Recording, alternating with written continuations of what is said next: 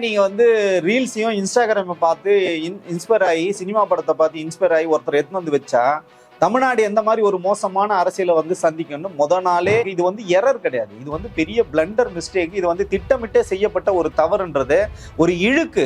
தவறுன்றது கூட நம்ம வந்து சொல்ல முடியாது. இது ஒரு இழுக்கு, இது ஒரு அவமானன்றதை கூட தெரியாம ஒரு சட்டசபையை வந்து அமையுது. அது முத நாளே அமையுதுன்னா உள்ளபடியே நமக்கு வந்து இது எப்படி இவங்களை வச்சு இந்த 5 வருஷம் இந்த வண்டி ஓட போகுதுன்னு நமக்கு வந்து தெரியல. இந்த ஓட்டு சதவீதத்தை நீங்க பார்க்கும்போது இஸ்லாமியர்களும் சரி, கிறிஸ்தவர்களும் சரி, எல்லா கட்சிகளும், திமுக அண்ணா திமுக எல்லாருமே, விசிகால இருந்து கம்யூனிஸ்ட்ல இருந்து எல்லாருமே வந்து குத்துன்னு குத்தி உங்களை வந்து ஜெயிக்க வச்சிருக்காங்கல்ல. அந்த மக்களுக்கு நீங்க செய்கின்ற கைமாறி இதுதானா? நீ படிக்கிறியா, என்ன படிக்கிற அப்படின்னு பார்த்து கல்வித்துறையில அவங்க செஞ்ச அந்த புரட்சி மாபெரும் ஒரு புரட்சி. ஆனா இன்னைக்கு நம்ம என்ன சொல்றாருன்னா, நம்ம கிட்ட பணமே கிடையாது. ஸோ இதுல வந்து ஒரு மாநிலம் வளர்ச்சி அடைஞ்சிருக்குன்னு நீங்க பார்க்கணும். கடன் வந்து வாங்குறாங்கன்னா வாங்கும் திறன் உங்களுக்கு இருக்கிறதுனால தான் கொடுக்குறாங்க. இந்த ஒரு அடிப்படை அறிவு கூட இல்லாம இந்தியாவோட தேசிய சராசரி விட 3% தமிழ்நாடு வந்து அதிகமா இருக்கு. பொருளாதார வளர்ச்சியில, கட்டமைப்புல, கல்வியில, சுகாதாரத்துல. இப்படி இருக்கிற ஒரு மாநிலத்தை நீங்க அழகா எடுத்துட்டு போய் ஆட்சி பண்ணுவீங்களா? நீங்க வந்த உடனே அது சரியில்லை இது சரியில்லை நீங்க சொல்லுவீங்க. விலைவாசி இமீடியட்டா ஏத்துறது. இப்ப 50 ரூபாய் விற்கிற அரிசி 100 ரூபாய் ஆக்க போறாரு அண்ணனுக்காக 100 ரூபாய் அரிசி வாங்கி சாப்பிட்டு போறோம். இதுல என்ன சிக்கல் இருக்கு? ஒரு சிக்கல் இல்லை. இப்ப நீங்க இன்னைக்கு ஒண்ணும் இல்லை, இன்னைக்கு அறிவிச்சிருக்கீங்களா 3 திட்டம்.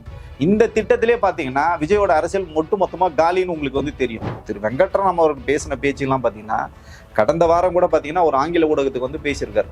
பிராமணர்களோட எதிர்ப்பு, பிராமணர்களோட ஆதிக்கம் வந்து இங்க முடிஞ்சு போச்சுன்னா நீங்க நினைக்காதீங்க. பிராமணர் பத்தி பேசுறதுலாம் யாருக்குமே எந்த விதமான தகுதியும் கிடையாதுன்றாரு. அந்த அளவுக்கு பாத்தீங்கன்னா அவர் வந்து நிறைய சர்ச்சைகள்லாம் வந்து பேசுறாரு. இப்போ ஒரு செங்கோட்டையனே போட்டுருக்கலாம். ஏற்கனவே பாத்தீங்கன்னா ஒரு பள்ளிக்கல்வித்துறை அமைச்சராக வந்து இருந்திருக்காரு. அந்த மாதிரி ஒரு சீனியரை நீங்க போட்டிருக்கலாம். இல்லையா நீங்க ஐயா புஷியானந்த கூட போட்டுருக்கலாம். எனக்கெல்லாம் ரொம்ப ஹாப்பியா இருந்திருக்கும். அந்த மாதிரி யாராவது நீங்க போடாம இதுல நீங்க வந்து ஏதாவது நீங்க தேவையில்லாத பாலிடிக்ஸ் பண்ணீங்களான்னு ஒரு மிகப்பெரிய ஒரு ஐயம் இருக்கு. ஏன்னா அவர் எந்த அளவுக்கு இதை ஹேண்டில் பண்ணுவார். பள்ளி கல்வித்துறை எவ்வளவு பெரிய ஒரு ஆபத்துல வந்து இருக்கு. பர்டிகுலராக எல்லாமே தமிழகத்துல ஆபத்துனாலும் அந்த பள்ளி கல்வித்துறைக்கு எவ்வளவு பெரிய ஆபத்து இருக்கு. மத்திய அரசாங்கம் வந்து குலக்கல்வி இங்க வந்து திணிக்கணும்னு சொல்லிட்டு எவ்வளவு தூரம் வந்து இங்க வந்து மும்முரமாக இருக்கிறாங்க. இந்தியை எவ்வளவு தூரம் உங்களுக்கு திணிக்கணும்னு நினைக்கிறாங்க. சிபிஎஸ்இ பாடத்துல வந்து இன்னைக்கு சமஸ்கிருதத்தை வந்து வச்சிருக்காங்க. இப்படி பல்வேறு நெருக்கடிகள் இருந்து யார் இதுல பாதிக்க போறான்னு பாத்தீங்கன்னா அந்த குழந்தைகள் தான் வந்து பாதிக்கப்படுறாங்க. அவர் சொல்றாரு பாருங்க, யாராவது தப்பு பண்ணா ஒழிச்சு கட்டுறோம்னு சொல்லிட்டு எப்படி ஜெயலலிதா பாணியில் தான் வந்து பேசுறாரு. ஸோ அதனால திரும்பவும் வந்து பாத்தீங்கன்னா ஜெயலலிதா வந்து இறந்து போகவில்லை. நான் சொல்றேன், திரு விஜய் அவர்கள் ரூபத்தில் இருக்கிறாங்க. அரண்சை நண்பர்களுக்கு வணக்கம். அரண்சை ஊடகம் சுயேட்சையாக இயங்குவதற்காகவே உருவாக்கப்பட்டது. நாம் செய்கிற வேலை உண்மையிலேயே மக்களுக்காக செய்கிறோம் என்பதை நீங்கள் நம்பினால், வாய்ப்பு இருந்தால் இந்த ரேசர் பே QR கோடுக்குள்ளே நீங்கள் வந்து அதை ஸ்கேன் பண்ணி எங்களுக்கு உங்களால் இயன்றதை விருப்பம் இருந்தால் ஆதரவு தெரிவிக்கலாம். வணக்கம் நண்பர்களே, இது அரண்சை. நான் மகிழ்ந்து நம்ம சந்திக்க போன்ற சிறப்பு விருந்தினர் மணிகண்டன் வீராசாமி. வணக்கம். வணக்கம் தோழர். முதலமைச்சராக ஜோசப் விஜய் பதவியேற்றிருக்கிறார். அந்த பதவியேற்பு முதல் நாளிலே சர்ச்சையும் கிளப்பியிருக்குது. நீங்கள் முதல்ல தமிழ்தாய் வாழ்த்துக்கு மாறாக நீங்கள் வந்து வந்தே மாதரம், அதுக்கப்புறம் ஜனகணமன, அதுக்கு பிறகு தமிழ்தாய் வாழ்த்து அப்படிங்கிறது கண்டனங்களை கிளப்பியிருக்கிறது. நீங்கள் எப்படி பார்க்குறீங்க? பார்த்தீங்கன்னா விஜய் தான் வேணும் அப்படின்னு யார் வாக்களித்தாங்க பார்த்தீங்கன்னா, தமிழகத்தை சார்ந்த தாய்மார்கள், தமிழை பூர்வமாக கொண்டவர்கள், தமிழை தாய்மொழியாக கொண்டவர்கள், தமிழ் தாய்மார்கள். ஆமாம், தமிழ் தாய்மார்கள் அப்படிதான் நம்ம வந்து சொல்ல வேண்டியிருக்கு. இளம் பெண்கள், தமிழ் இளம் பெண்கள், இப்படி எல்லாரும் சேர்ந்து திரு விஜய் அவர்களை, நீங்கள் சொல்கிற மாதிரி ஜோசப் விஜய் அவர்களை வந்து போட்டால் விஜய்க்கு தான் ஓட்டு போடுவேன் அப்படின்னு சொல்லிட்டு ஓட்டு போட்டாங்க. அவங்க வந்து உங்களை முதல்வரும் ஆக்கிட்டாங்க. ஆனால் முதல்வர் வந்த உடனே நீங்க என்ன பண்றீங்கன்னா, அந்த தமிழ் தாய்மார்கள், அந்த தமிழ் இளம் பெண்கள், அந்த தமிழ் இளைஞர்களுக்கு துரோகம் பண்ணும் விதமாக தமிழ் தாய் வாழ்த்தை நீங்க வந்து கடைசியா பாடுறீங்க. ஏன் உங்களுக்கு அரசியல் தெரியல? ஏன் இதுல இவ்வளவு பெரிய சிக்கல் வருதுன்னு பாத்தீங்கன்னா, இதே கலவரத்தை ஆளுநரை வந்து ரவி வந்து பண்ணார்.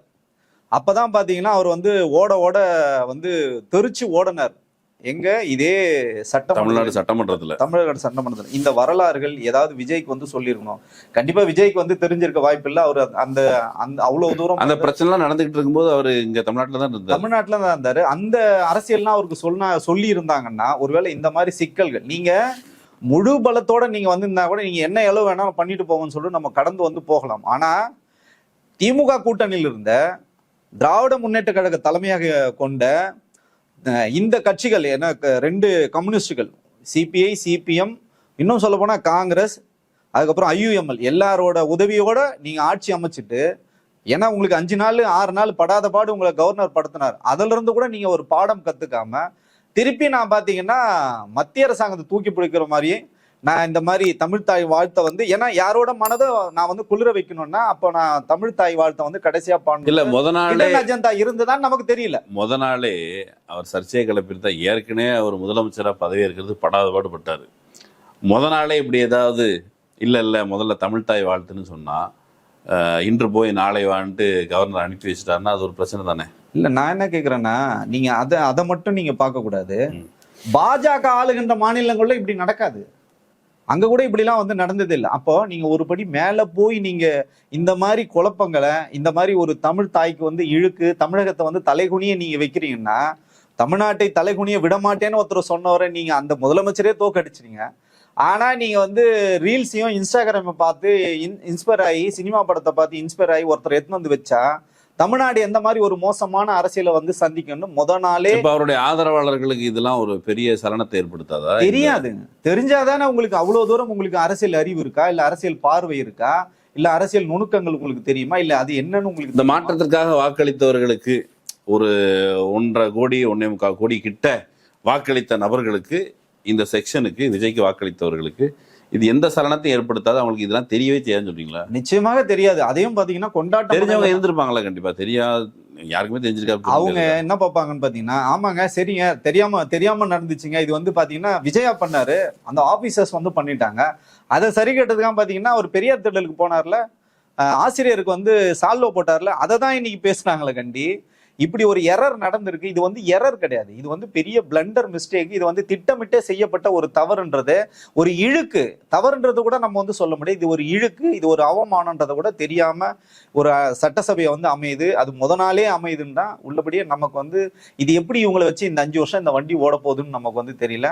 நம்மளை போன்ற வந்து அரசியல் அறிந்தவர்கள் வந்து இதை எப்படி பாக்குறதும் நமக்கு வந்து தெரியல. இதுல பெரிய விசித்திரம் என்னன்னு பாத்தீங்கன்னா, விடுதலை சிறுத்தைகளும் அதுல இருக்காங்க, 2 அவங்க கம்யூனிஸ்டுகளும் இருக்காங்க. கூட்டணியில இல்லையே, வெளியில இருந்து கூட்டணியில இல்லைனாலும் இவர்களோட ஆதரவில் தான் இன்னைக்கு அவர் வந்து மந்திரி சபையை அமைக்க முடிஞ்சிருக்கு. அவரும் முதல்வராக பதவி ஏற்றிருக்காரு. அப்ப இவங்களுக்கு கடமை இருக்குது, பொறுப்பு இது. நிச்சயமாக கடமை இருக்கிறது. இன்னைக்கு இந்த முத நாள் கலவரத்துல வந்து அவங்க எந்த அளவுக்கு இன்னும் செய்திகள் வரல.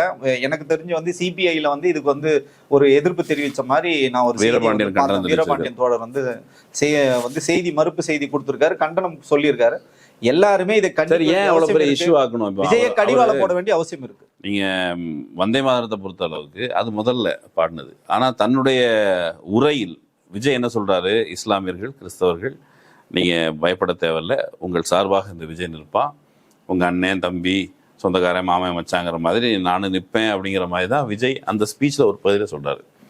அதை எடுத்துக்கிட்டு இது கொஞ்சம் சலுகை கொடுக்க கூடாதா? இல்ல நான் என்ன சொல்றேன்னா, வந்தே மாதரம் வந்து பாடல் வந்து வெளியிட்டு 150வது ஆண்டு வந்து கொண்டாட்டத்துல பாத்தீங்கன்னா இரு அவைகளிலும் வந்து விவாதம் வந்து நடக்குது. அப்ப பாத்தீங்கன்னா திமுக சார்ந்த ஆர் ராசாவும் வந்து பேசியிருக்காரு. அவரு அது ஆங்கிலத்துல பேசினாரு. புரிஞ்சிச்சா புரியலையான்னு நமக்கு வந்து இவங்களுக்கு வந்து நம்ம சொல்ல முடியாது. ஆனா மதுரை சார்ந்த சு வெங்கடேசன் வந்து விஜயோட நண்பர் தான். அவரு இப்பதான் 2 நாளுக்கு முன்னாடி கட்டிலாம் பிடிச்சாங்க. அவர் வந்து ஒரு நீண்ட உரை வந்து சொல்லியிருந்தார். இந்த வந்தே மாதரம் வந்து எவ்வளவு தூரம் வந்து பிரிவினையை வந்து ஏற்படுத்துகிறது, இஸ்லாமியர்கள் எவ்வளவு மோசமாக வழிநடத்துகிறது, இது வலதுசாரி சிந்தனையில் எழுதப்பட்ட பாடல்னு சொல்லிட்டு அவர் வந்து சொல்லியிருக்காரு. இது எதுவுமே விஜய்க்கு தெரியுமா, அதிகாரிகள் பயன்படுத்தி கொண்டார்கள் பிரிவினையை ஏற்படுத்துவதற்கு அப்படின்னு வந்து இது நீண்ட ஒரு விவாதத்தை இருக்கும்போது நீங்க ஒன்னும் சிம்பிள் தான். நீங்க தமிழ் தாய் ஜோசப் விஜய் வந்தே மாதரத்தை அனுமதிக்கிறார் அப்படிங்கிறது வந்து எதுவுமே சரி. அவர் வந்து மனம் வந்து சரி ஓகே சண்டை போடாதீங்க ஏட்டையாங்கிற மாதிரி பஞ்சாயத்தை முடிச்சு வைக்கிறாரு. எனக்கு அது சிக்கல் இல்லைங்க. இப்ப எப்படி தமிழ் பெண்கள் தமிழ் தாய்மார்கள் வாக்களித்தாங்க, அதே மாதிரி பாத்தீங்கன்னா சிறுபான்மையினர் இஸ்லாமியர்கள் வந்து உங்களை வந்து எங்களுக்கு ஒரே வந்து மீட்பர் விஜய் தான் அப்படின்னு வந்து நம்பினாங்க. எங்களுக்கு வந்து ஒரு செக்ஷன் வந்து சொல்லியிருந்தாங்க. இல்ல பெரும்பாலும் வந்து ஓட்டு போட்டிருக்காங்க. நம்ம வந்து இந்த ஓட்டு சதவீதத்தை நீங்க பார்க்கும்போது இஸ்லாமியர்களும் சரி கிறிஸ்தவர்களும் சரி எல்லா கட்சிகளும் திமுக அண்ணா திமுக எல்லாருமே விசிகால இருந்து கம்யூனிஸ்ட்ல இருந்து எல்லாருமே வந்து குத்துன்னு குத்தி உங்களை வந்து ஜெயிக்க வச்சிருக்காங்கல்ல. அந்த மக்களுக்கு நீங்க செய்கின்ற கைமாறி இதுதானா அப்படின்னு நமக்கு ஒரு முதல் நாளே அவங்களுடைய சென்டிமெண்ட்டை ஹர்ட் பண்ற வேலை. நிச்சயமாக. ஓகே, அவருடைய ஸ்பீச் கேட்டீங்களா? ஸ்பீச்சுக்கு முன்னால அவர் பதவியேற்பு, அவர் வந்து ஜோசப் விஜய் எனும் நான் என்ன இருந்தாலும் அவங்களுடைய முன்னாள் நண்பர், அது பதவியேற்பின் போது அவருடைய நண்பர்கள்லாம் கூட நான் வந்து கண்ணில் ஜலம் வச்சுருந்தேங்கிற மாதிரி அழுதேன் அப்படின்லாம் அவருடைய நண்பர் ஒருத்தர் சொன்னார். உங்களுக்கு அந்த கணம் எப்படி இருந்தது? நான் உள்ளபடியே நானும் வந்து அழுதேன். எப்படின்னா, தமிழ்நாட்டு அரசியலுக்குன்னு ஒரு பாரம்பரியம் இருக்கு, இங்க ஒரு அர்ப்பணிப்பு இருக்கு, ஒரு உழைப்பு இருக்கு, உங்களுக்கு கொள்கை இருக்கு, கோட்பாடு இருக்கு. இதெல்லாம் சொல்லி தான் எல்லாரும் இது வரைக்கும் அரசியலை வந்து அவர்கள் அரசியல் வந்து நகர்த்தி வெகுஜன மக்கள்கிட்ட எடுத்துட்டு போயிருக்காங்க. வாக்குகளை அப்படிதான் அறுவடை வந்து பண்ணியிருக்காங்க. விதைக்கிறது தான், நீங்க என்ன விதைக்கிறீங்களோ அதை தான் அறுவடை பண்ணணுமா, அந்த மாதிரி உங்க கொள்கை கோட்பாடுகளை சொல்லி மக்களுக்கான நலத்திட்டங்கள் சொல்லி, போன முறை ஒருவேளை நாங்க செய்யலனா கூட இந்த முறை நாங்க செய்வோம், மீண்டும் எங்களுக்கு வாய்ப்பு கொடுங்கலாம் வந்து கேட்ட காலங்கள்லாம் நம்ம வந்து பார்த்துருக்கோம்.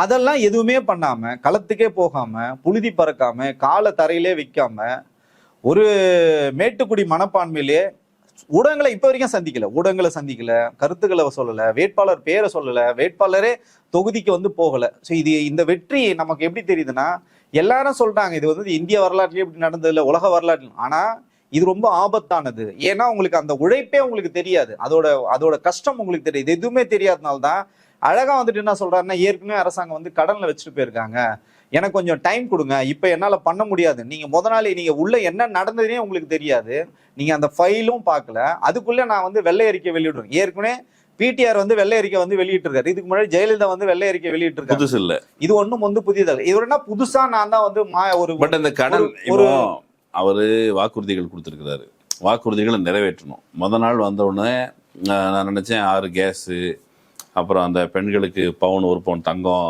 அதெல்லாம் வந்து அறிவிக்க போறாங்க. மாமன் செய்து சிலர் வந்து சில பசங்க கிண்டலா பண்ணாங்களா கீழே பண்ணாங்களா உண்மையா கேட்டாங்களான்னு தெரியல. ஆனால் எனக்கு எங்கள் அக்காவுக்கு கல்யாணம், சீக்கிரம் முதலமைச்சர் ஆனதுக்கு பிறகு தங்கத்தை கொண்டு வாங்க, கல்யாணத்தை நடத்தி வைங்கலாம் சில ரீல்ஸ் போட்டிருந்தாங்க. அப்போ இந்த அளவுக்கு எதிர்பார்ப்பு இருக்கும்போது அண்ணன் வந்துட்டேன். ஆனால் அண்ணன்ட்ட தான் கேட்டிருக்கீங்க, நீங்கள் எவ்வளோ நாள் கேட்டிருக்கலாம், அண்ணனும் சரின்னு சொல்லிட்டேன். இப்போ வந்ததுக்கு பிறகு கையில் காசு இல்லையே அப்படின்னு சொல்லி 2 பாக்கெட் தூக்கி காமிச்சிட்டாரு. இப்போ காசு இல்லைங்கிறது வந்து அது ஒரு ரியாலிட்டி, மக்கள்கிட்ட நேரடியாக பேசுறது. பாருப்பா அண்ணன் தரேன்னு சொல்லியிருந்தேன், அண்ணன்ட்ட காசு இல்லை, கொஞ்சம் வீட்டில் இப்போ தான் அரசாங்க கஜானா செக் பண்ணி பார்க்கணும், எவ்வளோ காசு இருக்குன்னு தெரியல அப்படின்னு சொல்லியிருக்காரு. ஏன்னா முன்னாடி அவர் வாக்குறுதி என்ன சொன்னார், எது முடியுமோ அதுதான் சொல்லுவேன் அப்படின்னு. இப்போ வந்து என்ன சொல்கிறாரு, முடியாது அப்படிங்கிறத சொல்கிறாரு, முடியாதுங்கிறத சொல்கிறாரு. அப்போ கரெக்டு தானே, அவர் ஹானஸ்டாக இருக்கிறாருன்னு புரிஞ்சு கொள்ள முடியாதா?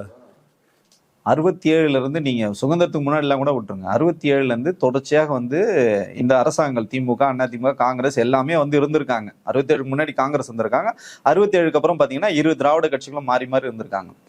எந்த கட்சியுமே பாத்தீங்கன்னா ஒரு கட்சி பண்ணிட்டு போனதுக்கு அப்புறம் இன்னொரு கட்சி இன்னும் அதை விட பெட்டரா இப்படிதான் வந்து பண்ணிட்டு இருக்காங்க. இந்த கடந்த 50 ஆண்டுகள்ல பாத்தீங்கன்னா இது வரைக்கும் பண்ண அரசாங்கத்திலே திமுகவே அவங்களோட சாதனைகளை முறியெடுத்து பாத்தீங்கன்னா கடந்த 5 ஆண்டுகள் தான். 2021 இருந்து 2025 வரைக்கும் 26 வரைக்கும் பாத்தீங்கன்னா அவங்க செய்த அந்த சாதனை பாத்தீங்கன்னா யாருமே வந்து ரெக்கார்ட் பிரேக் பண்ணல. ஒருவேளை நீங்க திருப்பி திராவிட முன்னேற்ற கழகத்துக்கு தொடர்ச்சியாக எப்படி நீங்க வந்து கடந்த 10 ஆண்டுகள் அதிமுக கொடுத்தீங்களோ அந்த மாதிரி இந்த கடந்த 10 ஆண்டுகள் திமுக கொடுத்திருந்தா இந்தியாவிலேயே இப்பயே ஏற்கனவே சிறந்த மாநிலம் தான், முதன்மை மாநிலம் தான். பல உலக நாடுகளுக்கு போட்டி போடும் அளவுக்கு இங்க வந்து வளர்ந்துருக்கும். அதுவும் முதன்மையாக அவர் முன்னாள் முதல்வர் திரு ஸ்டாலின் அவர்கள் செல்லும் இடமெல்லாம் என்ன சொன்னார்னா கல்வியை பத்தி தான் பேசினார்.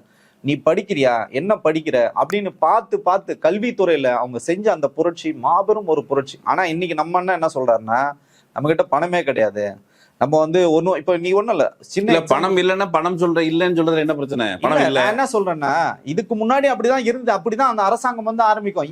நீங்க சொல்றீங்கல்ல 10 லட்சம் கோடி கடன் இருக்குன்னு, அந்த மாநிலத்துக்கு 10 லட்சம் கோடி கடன் எப்படி வந்ததுன்னா உங்களுக்கு வாங்கும் திறன் இருக்கு, இங்க பாத்தீங்கன்னா ஒரு ஒருங்கிணைந்த வளர்ச்சி இருக்கு, அதனாலதான் உங்களுக்கு கடன் வந்து கொடுக்குறாங்க. கடன் கொடுக்கறதுக்கு பாத்தீங்கன்னா ஒரு கிரைட்டீரியா இருக்கு, அந்த பேஸை நீங்க டச் பண்ணா மட்டும்தான் உங்களுக்கு கடன் கொடுக்கும். சின்ன எக்ஸாம்பிள் புரியுற மாதிரி சொல்றேன், நீங்க ஒரு பர்சனல் லோனே அப்ளை பண்றீங்க, உங்க சிபில் ஸ்கோர் மட்டமா இருக்குன்னா உங்களுக்கு லோனே கொடுக்க மாட்டான். இது ப்ரீ அப்ரூவல், நீங்க வந்து நல்லா இருக்கு, உங்களோட ஸ்கோர் நல்லா இருக்குன்னா ஐயா சாமி உங்களுக்கு வந்து நாங்க கடன் கொடுக்க தயாரா இருக்கோம். ஏன்னா நீங்க வந்து நிறைய முதலீடுகளை வந்து எடுத்திருக்கீங்க, இங்க மேன் பவர் நல்லா இருக்கு, கட்டமைப்பு நல்லா இருக்கு, ஸோ அதனால வெளிநாட்டு முதலீடுகள் அதிகமா வருது, அதனால நீங்க வந்து கடனை வாங்கிங்கன்னு சொல்லி கொடுக்குறாங்க. இதுக்கு ஒரு அளவுகோல் இருக்கு, மத்திய அரசாங்கமும் ஒரு அளவுகோல் வச்சிருக்காங்க, அந்த அளவுகோலை தாண்டாம தான் கடன் வாங்குறாங்க. ஸோ இதுல வந்து ஒரு மாநிலம் வளர்ச்சி அடைஞ்சிருக்குன்னு நீங்க பார்க்கணும். கடன் வந்து வாங்குறாங்கன்னா வாங்கும் திறன் உங்களுக்கு இருக்கிறதுனால தான் கொடுக்குறாங்க. இந்த ஒரு அடிப்படை அறிவு கூட இல்லாம நீங்க இங்க எதுவுமே இல்ல 10 லட்சம் கோடி கடன்கிறது இப்ப கேட்கறவங்களுக்கு, இப்ப 10 லட்சம் கோடி கடன் வாங்கி வச்சுட்டு போயிட்டாங்களாம். அண்ணன் செய்யற மனசுல தான் இருந்தாரு, இப்ப கடன் வாங்கி வச்சதுனால செய்யலப்பா. சரி, நான் அதுக்கு ஒரு சின்ன எக்ஸாம்பிள் சொல்றேன். வந்து கடந்த 2 ஆட்சி மட்டும் நம்ம சொல்லுவோம். வந்து 10 ஆண்டுகள் வந்து அதிமுக இருந்தாங்க. 2011 2016 காலகட்டங்கள்ல வந்து பாத்தீங்கன்னா, அதுக்கு முன்னாடியில இருந்து சொன்னாதான் உங்களுக்கு புரியும். 2006 2011 திமுக ஆட்சியில பாத்தீங்கன்னா 1 லட்சம் கோடி கடன் இருந்தது. அப்ப பாத்தீங்கன்னா மாநிலத்தோட பொருளாதாரம் வந்து ஜிஎஸ்டிபின்னு சொல்லுவாங்க. மாநிலத்தோட பொருளாதாரம் எவ்வளவு இருந்து பாத்தீங்கன்னா 4.5 லட்சத்துல இருந்து 7.8 லட்சம் கோடியாக வந்து உயர்ந்தது. திருப்பி இவங்க வந்து அதுல பாத்தீங்கன்னா மெட்ரோ பண்ணாங்க, ஐடி எல்லாமே வந்து டெவலப் பண்ணாங்க. திருப்பி வந்து தோத்து போறாங்க திமுக. 2011 இருந்து 16 அதிமுக வந்து பாத்தீங்கன்னா 2.1 லட்சம் கோடி, அதாவது 1 லட்சம் கோடியில இருந்து அப்படியே 2 மடங்கு போறாங்க. 2.1 லட்சம் கோடி வந்து கடன் வாங்குறாங்க. பெரியதாக பொருளாதார வளர்ச்சி கிடையாது. அவங்க வந்து 7.8 லட்சம் கோடியில விட்டு போனதை 8 லட்சம் கோடியில இருந்து 13 லட்சம் கோடி தான் வந்து உயர்ந்திருக்கு. திருப்பி அவங்களே அடுத்த 5 ஆண்டுகள் அவங்களே வராங்க. 2016 இருந்து 21 2.1 லட்சம் கோடியில விட்டுட்டு போனவங்க திருப்பி எவ்வளவு பண்றாங்கன்னா 4.3 லட்சம் கோடியில இருந்து 4.7 லட்சம் கோடியா விட்டுட்டு போறாரு எடப்பாடி கடைசியா போகும்போது. அப்ப பாத்தீங்கன்னா கொரோனா காலகட்டம், பெரியதாக வந்து உங்களுக்கு பொருளாதார வளர்ச்சி கிடையாது. இந்த சூழல்ல 2021 26 திமுக ஆட்சி வந்து வராங்க. அப்ப பாத்தீங்கன்னா உங்களுக்கு இப்ப கடைசியா அவர் விட்டுட்டு போகும்போது பாத்தீங்கன்னா 9.5 லட்சம் கோடியில இருந்து 10.7 லட்சம் கோடியாக வந்து உங்களுக்கு கடன் இருக்கு. ஆனா பொருளாதார வளர்ச்சி நீங்க பார்க்கணும், வெறும் 13 லட்சம் கோடியில இருந்து இப்ப 35 லட்சத்துல இருந்து 40 லட்சம் கோடியாக உயர்ந்திருக்கு. அப்படியே எத்தனை 3 மடங்கு வந்து உங்களுக்கு பொருளாதார வளர்ச்சி வந்து நடந்திருக்கீங்க. இந்த ஒரு விஷயமே தெரியாம சும்மா நீங்க வந்து கடன் ஆயிடுச்சுன்னு சொல்றீங்க. சரி, அது ரைட். நீங்க வாங்கின கடனை வெளியில சொல்லிருக்கலாம்ல. கடன் வாங்கி வச்சிருக்கீங்க. ஏற்கனவே உங்களுக்கு வந்து வெள்ளை அறிக்கை எல்லாம் கொடுத்துருக்காங்க. நீங்க அதை எடுத்து பாருங்க. நான் என்ன சொல்றேன், சரி ஓகேங்க, நீங்க வந்து இப்ப கடன் இருக்குன்னு சொல்றீங்க. பட்ஜெட்லயும் சொன்னாங்க, ஜனவரி மாசம் பட்ஜெட்ல சொல்லியிருக்காங்க. தொடர்ச்சியாக கடந்த ஆள் 2024-25 வந்து நிதி எனக்கு என்ன கேள்வினா, விஜய் வந்து கடன் இருக்குது தெரியாம சொல்லிட்டாரு. இல்ல அததான் நான் சொல்றேன். அதுக்கு வந்து மத்திய அரசாங்கம் இப்போ தமிழ்நாடு என்ன டேட்டா சொன்னாலும் நீங்க நம்ப மாட்டீங்க. உங்களுக்கு வந்து மேல இருந்து சொன்னாதான டேட்டா வந்து நம்புவீங்க. 2024-25 நிதி ஆண்டிலும் பாத்தீங்கன்னா 11.19 பாத்தீங்கன்னா உங்களுக்கு வந்து இரட்டை இலக்கத்தை வந்து அடைஞ்சாங்க. இந்தியாவில வேற எந்த மாநிலமும் வந்து கிடையாது, தமிழ்நாடு மட்டும் தான் அடைஞ்சிருக்காங்க. அதே மாதிரி பாத்தீங்கன்னா திருப்பி 25-26லயும் அதே சேம் வந்து பாத்தீங்கன்னா உங்களுக்கு வந்து கொஞ்சம் குறைஞ்சிருக்கு, 10.84, அதுவும் இரட்டை இலக்கத்தெல்லாம் வந்து அடைஞ்சிருக்காங்க. இந்தியாவோட தேசிய சராசரி விட 3% தமிழ்நாடு வந்து அதிகமா இருக்கு. பொருளாதார வளர்ச்சியில, கட்டமைப்புல, கல்வியில, சுகாதாரத்துல. இப்படி இருக்கிற ஒரு மாநிலத்தை நீங்க அழகா எடுத்துட்டு போய் ஆட்சி பண்ணுவீங்களா? நீங்க வந்த உடனே அது சரியில்லை இது சரியில்லை நீங்க சொல்லுவீங்க? இல்லைங்க, சொன்ன கடன் 10 லட்சம் கோடி ரூபாய் கடன் இருக்குன்னு எங்க அண்ணனுக்கு தெரியல. எங்க அண்ணனுக்கு இப்போ பதவியேற்ற ஒண்ணுதான் 10 லட்சம் கோடி ரூபாய் கடன் இருக்கு தெரியுது. சரி, அப்ப எங்க அண்ணன் வந்து தெரியாம சொல்லிட்டாரு. சரி, அப்போ நீங்க கடன் எல்லாம் சரி கட்டிட்டு நீங்க அப்ப நீங்க சும்மா அறிக்கை கொடுத்தீங்களா? சும்மா லுலலாய் நான் வரவே மாட்டேன்னு நினைச்சிட்டு எல்லாமே கொடுத்துட்டேன். நீங்க சொன்ன மாதிரி வந்து சூப்பர் 6 எல்லாம் கொடுத்தீங்களா? 6 சிலிண்டரு, அன்னபூரணியில 6 சிலிண்டரு. அதுக்கப்புறம் பாத்தீங்கன்னா அண்ணன் சீர் மாமன் சீர் பாத்தீங்கன்னா 1 பவுன் வந்து தங்கம், தாலிக்கு தங்கன்ற மாதிரி 1 பவுன் தங்கம் கொடுக்கறது. அந்த மாதிரி பல திட்டங்கள் வந்து கொடுத்துருக்கீங்களா? மகளிர் உரிமை தொகை வந்து 2500 ரூபாய் நீங்க சொல்லிருக்கீங்க. இதெல்லாம் நீங்க பட்ஜெட் போட்டீங்கன்னா இப்ப ஏற்கனவே இருக்கு பாத்தீங்கன்னா இந்த பட்ஜெட், இதுல இருந்து 25% இருந்து 33% வரைக்கும் அதிகமாகுது. கடன் சுமையும் அதிகமாகும், பொருளாதார எக்ஸ்ட்ரா செலவாகும். இப்ப நீங்க பண்ணதுல இருந்து கணக்கு போடாம நீங்க கொடுத்துட்டீங்க. அதனாலதான் என்ன சொல்றாருன்னா தமிழகத்தின் முன்னாள் முதல்வர் மு க ஸ்டாலின் என்ன சொல்றாருன்னா, ஐயா பரவாயில்ல நீங்க வந்துட்டீங்க, நாங்க எங்க கட்சியில இருந்து எங்க கிட்ட சொல்லிட்டு தான் உங்ககிட்ட நாங்க அமுச்சு விட்டோம். ஏன்னா இங்க வந்து மத்திய அரசாங்கம் வந்து எதன் மூலயமாக, குடியரசுத் தலைவர் மூலயமா கூட தமிழகத்தை வந்து ஆட்சி கட்டில வந்து அமர்ந்துடலாம், பல்வேறு நெருக்கடிகளை நம்ம கொடுக்கும். எங்களுக்கு திருப்பி வந்து எலெக்ஷன்ல கண்டெஸ்ட் பண்ற மாதிரிலாம் ஐடியா கிடையாது. நாங்க ஆட்சிக்கும் வர மாட்டோம், எதிர்கட்சியில நாங்க உட்காரோம். நாங்க உழைப்பு உடனடியாக தேர்தல் வேண்டாம். உடனடியாக தேர்தல் வேண்டாம். எங்களோட கட்சியில எங்க கூட்டணியில் இருந்தவங்களே உங்களுக்கு நான் வந்து சப்போர்ட் பண்ண சொல்றேன், நல்லபடியா ஆட்சி நடத்துங்கன்னு ஒரு முதல்வர் வந்து சொல்றாரு. முன்னாள் முதல்வர் ஆட்சி பண்ணி தொலை ஆமா அப்படின்னு ஒரு முன்னாள் முதல்வர் சொல்லும்போது நீங்க என்ன சொல்றீங்க? இல்ல என்ன நீங்க கடன்ல விட்டு போயிட்டீங்க அப்படின்னு சொல்றது, இது என்ன மாதிரி ஆளுமை அப்படின்னு நமக்கு வந்து விளங்கவே இல்லை. இல்லைங்க, அது எக்ஸ்ட்ரா 1 லட்சம் கோடி தானே கடன் வரும். அதை வந்து எங்க அண்ணன் கொஞ்சம் சரி கட்டு வாங்குவாரு. இன்னொன்னு எங்க அண்ணன் இன்னொரு ஆப்ஷன் வச்சிருக்காருன்னு ஏற்கனவே சில தாவேக்கு ஆதரவாளர் சொன்னாங்க. அண்ணன் வந்து மக்கள் பணத்தை எடுக்க மாட்டார். இன்னைக்கு அவர் சொன்னார் மக்கள் பணத்தை எடுக்க மாட்டார், அவர் பாக்கெட்ல இருந்து கொடுக்குறேன்னு சொல்லியிருக்காரு. இப்போ 2500 ரூபாய் அவர் பாக்கெட்ல இருந்து கொடுப்பாரு. இப்போ தாலிக்கு 1 பவுன் தங்கன்னா அவர் பாக்கெட்ல இருந்து கொடுப்பாரு. அப்படின்னு நம்பிக்கொண்டு இருப்பவர்களிடம் கையில காசு இல்லை, அண்ணன் பாவம், அண்ணனுக்கு கொஞ்சம் டைம் கொடுங்க அப்படின்னு கேட்டா அவங்க அட்ஜஸ்ட் பண்ணிப்பாங்க, புரிஞ்சுப்பாங்க தானே. நான் என்ன கேட்கறேன்னா 35% மக்கள் தான் விஜய்க்கு வந்து வாக்களித்திருக்காங்க. மீதி பார்த்தீங்கன்னா 50% மக்கள் வந்து வாக்களிக்கவே இல்லை. இன்னொரு 15% இந்த பொழப்பே எனக்கு வேணான்னு ஓட்டு போடவே வரல, வீட்டில் படுத்து தூங்கிட்டாங்க. அப்போ உங்களுக்கு எதிராக 65% மக்கள் வந்து இருக்காங்க. இந்த 35% மக்கள் வந்து நீங்க எது சொன்னாலும் நம்புறாங்கன்னே நீங்க வச்சுங்களேன். அப்போ தண்டனை நீங்க 65% மக்களுக்கு வந்து கொடுப்பீங்களா? ஏன்னா இது வந்து ஒரு முன்னேறிய மாநிலம். இப்போ வந்து மாணவர்கள் வந்து சிக்கல்ல இருக்காங்க. எங்களுக்கு வந்து கல்வியில இருந்து அடுத்த கட்டத்தை நோக்கி நாங்க நகர முடியுமா? இப்ப பெண்கள் வந்து பாத்தீங்கன்னா எங்களுக்கு உரிமை தொகை கிடைக்குமா? பல்வேறு விஷயங்கள் வந்து இதுல அடங்கி பயத்துல இருக்கிறாங்க. ஆமா, அடங்கி இருக்கும் போது நீங்க உருட்டுலே மகா உருட்டு பாத்தீங்கன்னா ஏன் சொந்த பணத்தை செலவு பண்ணுவேன்னா நீங்க கிட்டத்தட்ட அவரு தான் சொந்த பணத்தை செலவு பண்ணு சொல்லி அப்படித்தானே அவங்க ரசிகர்கள் சொல்றாங்க. எங்க அண்ணன் எங்களுக்காக எல்லாத்தையும் விட்டுட்டு வந்துருக்க, சொந்த பணத்தை கொடுப்பாருன்னா அந்த ஒரு அடிப்படை ஒரு கேள்வி இருக்குங்களா நமக்கு. எவ்வளவுதான் உங்க அண்ணன் சொத்து வச்சிருக்காரு? ஒரு மொத்தமே 600 கோடி தான் காமிச்சிருக்காரு. 1 லட்சம் கோடிக்கு அவர் எங்க வருஷத்துக்கு 1.25 லட்சம் கோடி ரூபா நீங்க சொல்ற அந்த அவர் சொன்ன அந்த வாக்குறுதிகளுக்கு படி செலவு பண்ணும். அப்படின்னா நம்முடைய மொத்த இதுல 4 லட்சம் கோடி அப்படி பட்ஜெட்னு சொன்னா 1.25 லட்சம் கோடி ரூபா செலவு பண்ணும். 1.25 லட்சம் கோடிக்கு அவர் எங்க போவாரு? இல்லைங்க, இப்ப ஏற்கனவே பாத்தீங்கன்னா உங்களுக்கு நல்ல ஒரு பொருளாதார நிலை தான் தமிழக அரசாங்கம் வச்சிருக்கு. கிட்டத்தட்ட 35 லட்சம் கோடி 45 லட்சம் கோடி வந்து இங்க வந்து ஃபண்ட் ஃப்ளோ வந்து இருக்கு. உங்களுக்கு வந்து அந்த அளவுக்கு வந்து என்ன சொல்றதுன்னா முதலீடுகள் வந்து இங்க வந்து குவிஞ்சிருக்கு. ஏன் நீங்க தான் உலகமாக நடிகராச்சே, நீங்க அதை இன்னும் இரட்டிப்பாக்குங்க, 3 மடங்காக்குங்க, வருமானத்தை பெருக்கிறதுக்கான வழிகளை வந்து நீங்க கண்டுபிடிங்க. அதை விட்டுட்டு நீங்க சொல்றதை பார்த்தா இப்ப என்ன ஆகும், விலைவாசியை தான் நீங்க இமீடியட்டா ஏத்த போறீங்க. உங்களுக்கு இருக்கிற ஒரே டூல் என்னன்னு பாத்தீங்கன்னா விலைவாசி இமீடியட்டா ஏத்துறது. இப்ப 50 ரூபாய் விற்கிற அரிசி 100 ரூபாய் ஆக்க போறாரு அண்ணனுக்காக 100 ரூபாய் அரிசி வாங்கி சாப்பிட்டு போறோம். இதுல என்ன சிக்கல் இருக்கு? ஒரு சிக்கல் இல்லை. இப்ப நீங்க இன்னைக்கு ஒண்ணும் இல்லை, இன்னைக்கு அறிவிச்சிருக்கீங்களா 3 திட்டம்.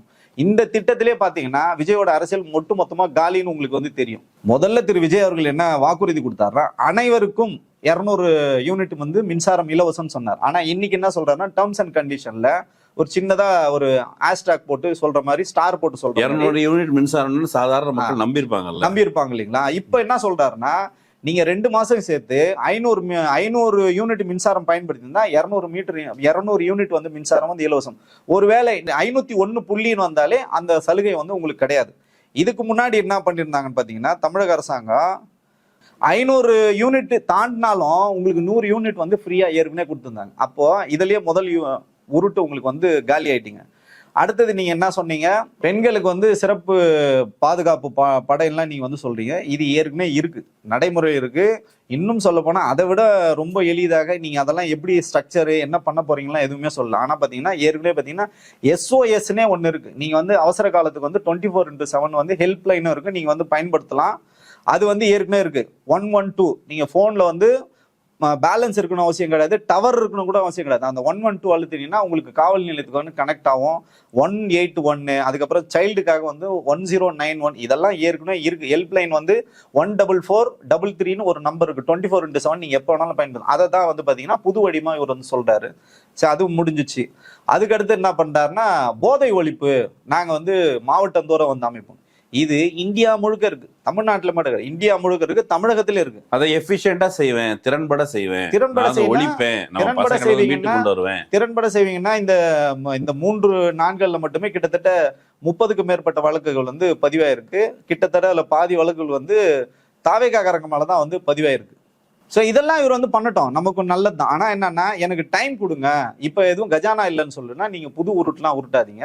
உள்ளபடியே நீங்க என்ன வாக்குறுதி கொடுத்தீங்கன்னா அந்த வாக்குறுதிகளை திராவிட முன்னேற்ற கழக தலைவர் திரு ஸ்டாலின் அவர்கள் சொல்றது போல முதல் நாள்ல இருந்தே மக்களோட நன்மதிப்பை பெறுங்க, குறைஞ்சபட்சம் வேலை செய்யுங்க தான் நம்ம சொல்றோம். புதிய அரசாங்கத்தை நம்ம வந்து வாழ்த்துவோம். வந்தாரை வாழ வைக்கும் தமிழகம், தமிழகத்திலே பிறந்தவங்களை வந்து வாழ வச்சிருக்காங்க. அதில் நமக்கு எந்த விதமும் மாற்றுகள் விஜயம் வாழ வச்சிருக்கு. அப்படி விஜயம் வந்து வாழ வச்சிருக்கு. புதிய வரவுகள் நிறைய பேர் வந்திருக்காங்க. ஆனா என்னன்னா நமக்கு என்னன்னா செங்கோட்டையனே பக்கத்துல வச்சுக்கிட்டு இவர் வந்து சொல்றாரு நான் 1 பைசா கூட தொட மாட்டேன்னு சொல்றாரு. அதெல்லாம் நமக்கு பல்வேறு கேள்விகளை வந்து உண்டாக்குது. அதே மாதிரி செங்கோட்டையன் போன்றவர்களை வைத்துக் கொண்டுதான் ஜெயலலிதா அவர்கள் நான் 1 ரூபா மட்டும் தான் சம்பளம் வாங்குவேன்னு சொன்னாரு. ஆமா, அவர் 91 96 வரைக்கும் அவர் என்னெல்லாம் பண்ணாருங்கிறது ஊரே பார்த்துச்சு. ஆமா, ஸோ இப்படி இருக்கு. அதுவும் இல்லாம வந்திருக்கிற புதிய எம்எல்ஏக்கள் வந்து சட்டமன்ற உறுப்பினர்கள் மேல பல்வேறு முறைகேடு வழக்குகள் வந்து இருக்கு. அது ஒண்ணா வெளியில் வந்திருக்கு. இதெல்லாம் சரி பண்ணி, ஆனா ஆறுதலான ஒரே விஷயம் என்ன சொல்லியிருக்காருன்னா தாவேகா பேரை சொல்லி யாரும் அட்ராசிட்டி பண்ண முடியாது, யாரும் வந்து யாராவது அராஜகம் பண்ணீங்கன்னா உடனடியாக தண்டிப்பன்னு சொல்லுவார். உள்ளபடியே அது வரவேற்கத்தக்கது. இந்த புதியதாக இருந்தது கோட் சூட்லாம் போட்டுன்னு வந்தது தமிழக அரசியலில் உள்ளபடியே புதியதாக இருந்தது. சாமானிய மக்களையும் அந்த மாதிரி அம்பேத்கர் சொன்ன மாதிரி எல்லாரையும் கோட் சூட்டு போட வச்சாருன்னா I am the first person. நான் ரொம்ப ஹாப்பி ஆவேன். ஏன்னா நீங்கள் சொன்ன மாதிரி என்னோட முன்னாள் நண்பர் தான். ஸோ அதனால் அவருக்கும் ஒரு வாழ்த்தை சொல்லுவோம். தமிழக அந்த புதிய சட்டமன்றத்தில் வந்திருக்க உறுப்பினர்களுக்கும் வந்து வாழ்த்து சொல்லும். தமிழக மக்களுக்கும் வந்து வாழ்த்து சொல்லும். திரு விஜய் அவர்களை வந்து முதல்வராக தேர்ந்தெடுத்தது. Okay, right. இதில் இப்போ அமைச்சரவை இருக்குல்ல, அதுக்கு ஒரு பட்டியல் வெளியிட்டு இருக்கு. அதில் செங்கோட்டையன் இருக்கிறார், ஆதவ அர்ஜுனா இருக்கிறாரு.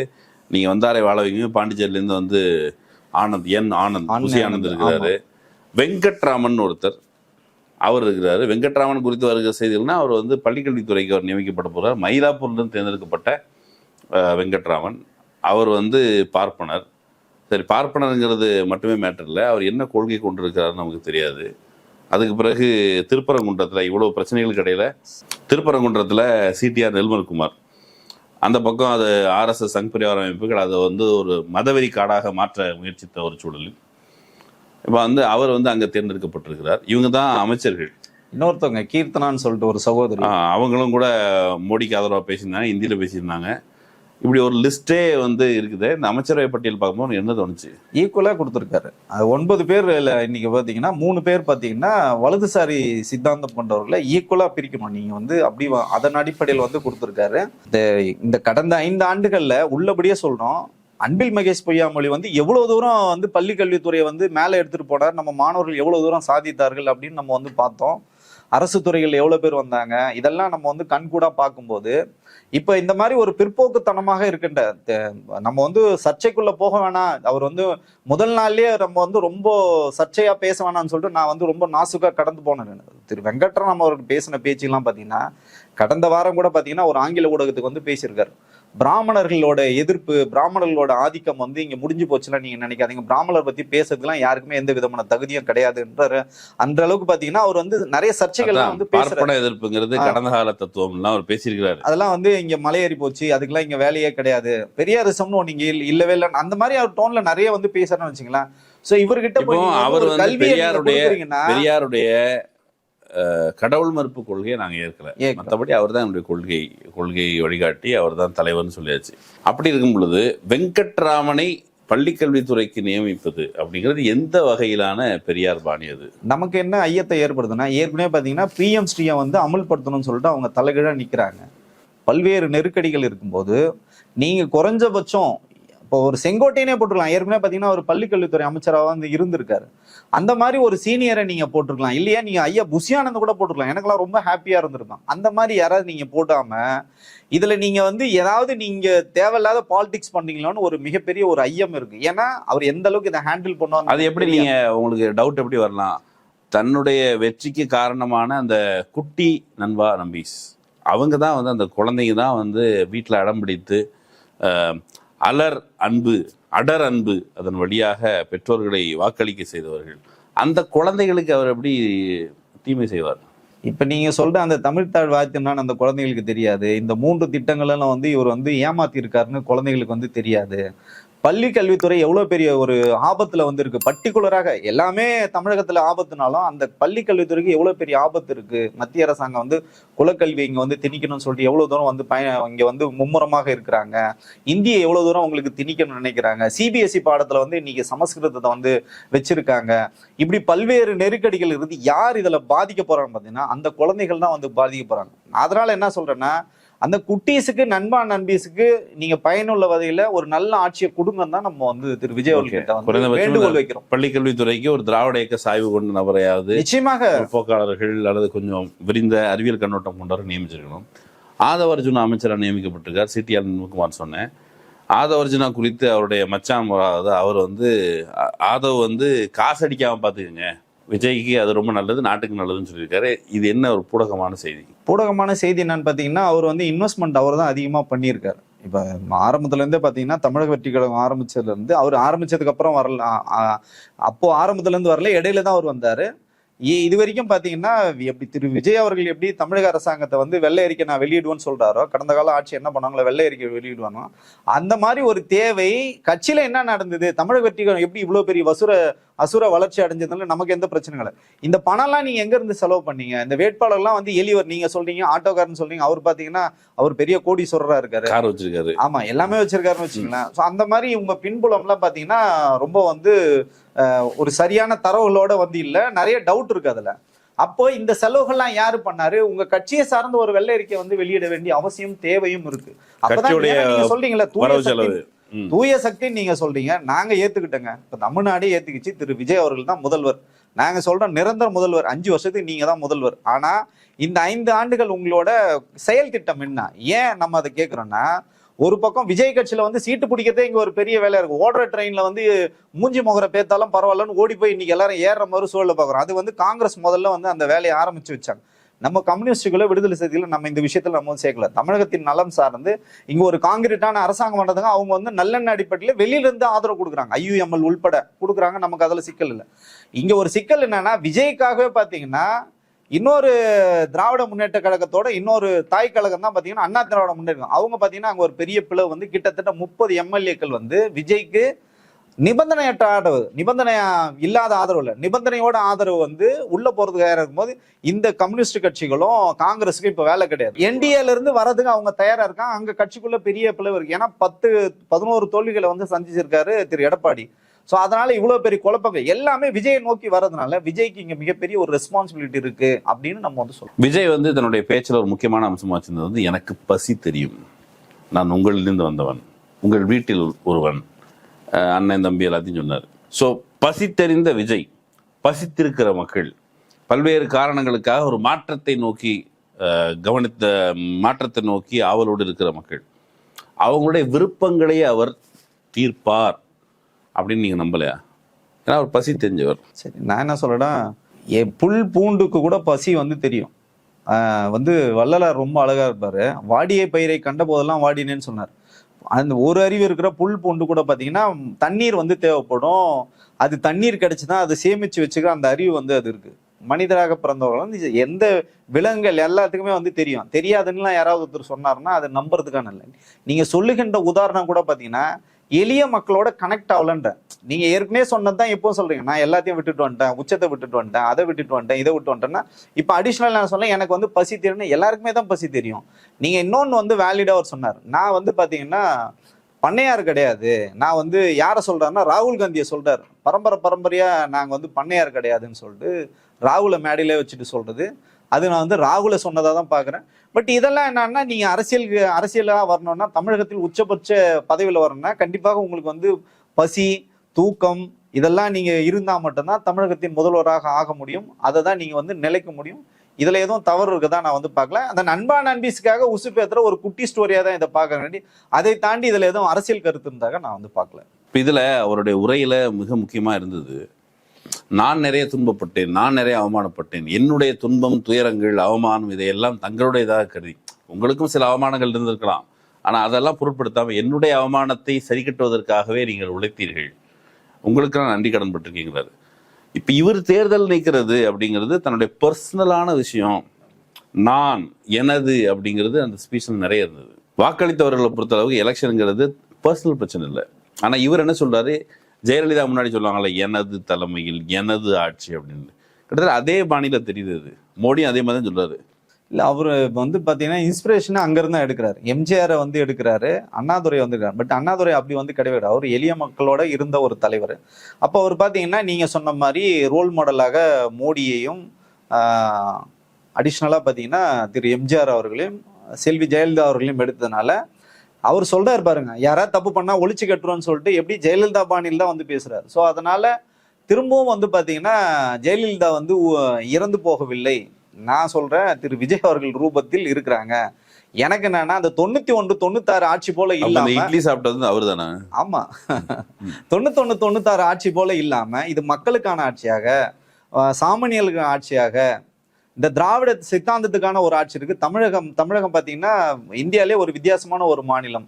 இந்த மக்கள் வந்து அன்பையும் உங்களுக்கு கொடுப்பாங்க, உங்களுக்கு உயரத்திலையும் கோபுரத்திலையும் தூக்கி வைப்பாங்க. அதே நேரத்துல அந்த மக்களுக்கு நீங்க வந்து சேவை செய்யல, இந்த மக்களுக்கு வந்து உங்களை வந்து பிடிக்கலன்னா அதால பாதாளத்திலும் போடுவாங்க. ஸோ இதை வந்து புரிந்து கொள்ள வேண்டும். விஜய் மக்களுக்கானவரா இருப்பார்னு நானும் வந்து நம்புறேன். ஓகே, நீங்க நண்பருங்கிற முறையில உங்களோட நம்பிக்கை இருக்குங்கிற முறையில் வெளிப்படுத்திருக்கீங்க. அவர் எப்படி வேலை பார்க்க போகிறாரு அப்படிங்கிறது காலம் தான் பதில் சொல்லணும். இது முதல் நாள் தான். கலந்து கொண்டு உங்களுடைய கருத்துக்களை பகிர்ந்து கொண்டு வைக்க ரொம்ப நன்றி. நன்றி. நண்பர்களை இன்னொரு வாய்ப்பு சந்திக்கலாம். நன்றி.